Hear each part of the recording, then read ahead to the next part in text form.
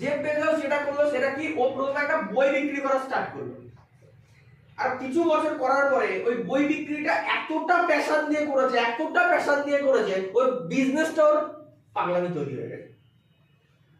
তার মানে এ কিন্তু জিম পায়নি, পেয়েছে? এ জিম পায়নি, এ কি করেছে, নিজের ব্যবসাটাকে এতটা প্যাশন দিয়ে করেছে, এতটা ডেডিকেশনের সাথে করেছে, এতটা ফোকাসিং এর সাথে করেছে, ব্যবসাটাকে ব্যবসার মধ্যে ম্যাডনেস খুঁজে পেয়েছে। তাই আজকে ওয়ার্ল্ডের নাম্বার 1 বিজনেসম্যানদের মধ্যে একটা এক নম্বরে। কোশ্চেন ইজ দ্যাট আমরা যখন স্মার্ট ভ্যালু করতে এসেছি আমরা কি নিয়ে এসেছি? না জিম, না ব্যবসার মাইন্ডসেট, কিচ্ছু না। আমরা কি করেছি, একটা আনফোকাস ছেলে, একদম ডিফোকাস আনফোকাস একটা ছেলে, ঠিক না বল?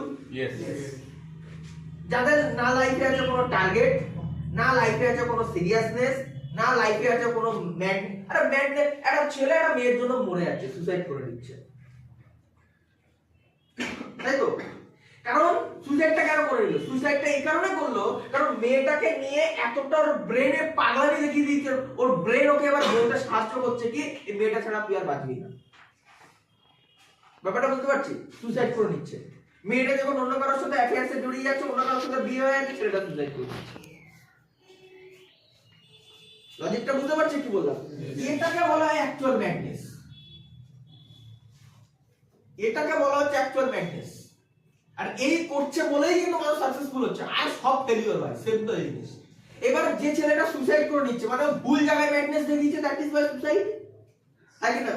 শাহরুখ খান ঠিক জায়গায় মেহনত করেছে, তার জন্য শাহরুখ খান সাকসেসফুল। ব্যাপারটা বুঝতে পেরেছিস কি বলতে চাইছি? তাহলে এই ম্যাডনেসটা একটা আনফোকাস ছেলের মধ্যে ম্যাডনেস তৈরি করছে স্মার্ট ভ্যালুর ট্রেনিং। একটা ডিফোকাস ছেলেমেয়ের মধ্যে একটা সঠিক ডাইরেকশন নিয়ে আসছে স্মার্ট ভ্যালুর একটা ট্রেনিং। ব্যাপারটা বুঝতে পারছি কি বললাম? আর সেখানে কিন্তু আমার মানুষ সবথেকে বেশি বলদমি করে।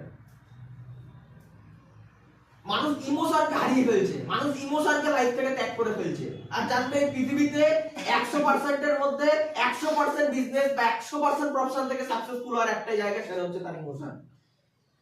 বাবা মার কষ্ট দেখতে পাচ্ছে না, বাবা মার কষ্ট ভুলে যাচ্ছে, বাবা মা নিকুচি করে যে আমার দরকার নেই, ওর মতো কাজ করে যাচ্ছে। সোশ্যাল মিডিয়াতে এত অ্যাক্টিভ, সোশ্যাল মিডিয়া স্ক্রল করে করে করে করে করে করে এত অ্যাক্টিভ, ও ইমোশন ভুলে যাচ্ছে। এটা প্র্যাকটিক্যাল ঘটনা বলছি। আমাদের অ্যালগরিদম সিস্টেম এরকম হয়ে যায়, যত বেশি সোশ্যাল মিডিয়া ইউজ করতে থাকবে তত বেশি তোমার ইমোশন পড়ে যাবে, তত বেশি ইমোশন তোমার হারিয়ে যাবে। প্র্যাকটিক্যাল ঘটনা বলছি। নাহলে বাড়িতে মা মরে গেছে, কান্নাকাটি করতে করতে সেলফি তুলে ফেসবুকে পোস্ট করছে, কি করে করে? স্ট্যাটাস দিচ্ছে, কি করে করে? ওখানেও লাইক পাওয়ার চিন্তা ভাবনা। মা মরে গেছে কাঁদছে, বাবা মরে গেছে কাঁদছে, দাদু মরে গেছে কাঁদছে, সাথে কিসের চিন্তা ভাবনা? লাইক পাবে 4টে। তাহলে সোশ্যাল মিডিয়া আসার পর থেকে অ্যাকচুয়াল কিন্তু মানুষের মধ্যে কি মরে গেছে? ইমোশনাল ফ্যাক্ট মরে গেছে। যে ইমোশনের কারণে শাহরুখ খান হয়েছিল, যে ইমোশনের কারণে অরিজিৎ সিং হয়েছিল, যে ইমোশনের কারণে রোনাল্ডো হয়েছিল, যে ইমোশনের কারণে মেসি হয়েছে, হ্যাঁ কি না? যে ইমোশনের কারণে সচিন হয়েছে, বিরাট কোহলি হয়েছে, পৃথিবীর প্রত্যেকটা প্রফেশনের সাকসেসফুল মানুষ যে জিনিসটার কারণে সাকসেসফুল হয়েছে, সেই জিনিসটা আজকে ডেটে ছেলেমেয়েরা হারিয়ে ফেলছে বিকজ অফ সোশ্যাল মিডিয়া। ম্যাডনেসটা কোথায় চলে যাচ্ছে? সোশ্যাল মিডিয়াতে। কথাগুলো বুঝতে পারছি কি পারছি না? তাহলে প্রবলেমটা কি?